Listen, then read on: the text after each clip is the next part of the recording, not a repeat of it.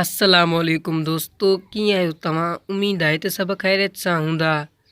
मुंहिंजो नालो आहे मौज़म जमाली ऐं तव्हां ॾिसी रहिया आहियो MJ ऑफिशियल यूट्यूब चैनल।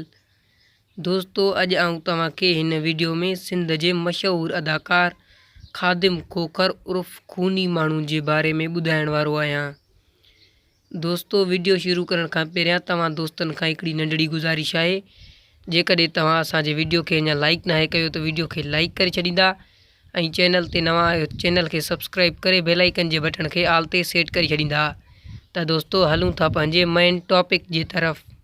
दोस्तों, आऊं तव्हांखे ॿुधाईंदो हलां त ख़ादिम खोखर उर्फ़ खूनी माण्हू केतिरनि ई ड्रामनि में पिणु कमु करे चुको आहे ऐं हीउ हिकु तमामु सुठो ऐं नाले वारो अदाकार आहे।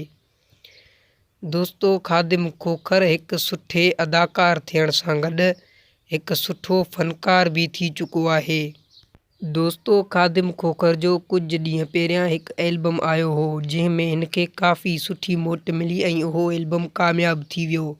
दोस्तों, हुन एल्बम जे कामयाबु थियण जे करे ख़ादिम खोखर जो हिकु ॿियो एल्बम अची रहियो आहे, जेको आहे एल्बम नंबर 2। दोस्तों, आऊं तव्हांखे ॿुधाईंदो हलां त ख़ादिम खोखर उर्फ़ खूनी माण्हू जो ही एल्बम नंबर 2 आज़ाद प्रोडक्शन में रिलीज़ कयो वेंदो। दोस्तों, उम्मीद आहे त असांजो इहो नंढिड़ो वीडियो तव्हांखे पसंदि आयो हूंदो। जेकॾहिं पसंदि आयो हुजे त वीडियो खे लाइक करे न विसारींदा ऐं चैनल ते नवां आहियो चैनल खे सब्सक्राइब करे बेल आइकन जे बटन खे आल ते सेट करे छॾींदा। ऐं दोस्तों, ख़ादिम खोखर जो ही न्यू एल्बम केरु ॾिसणु चाहींदो उहो असांखे कमेंट जे बॉक्स में लाज़मी ॿुधाइजो। महिरबानी दोस्तों।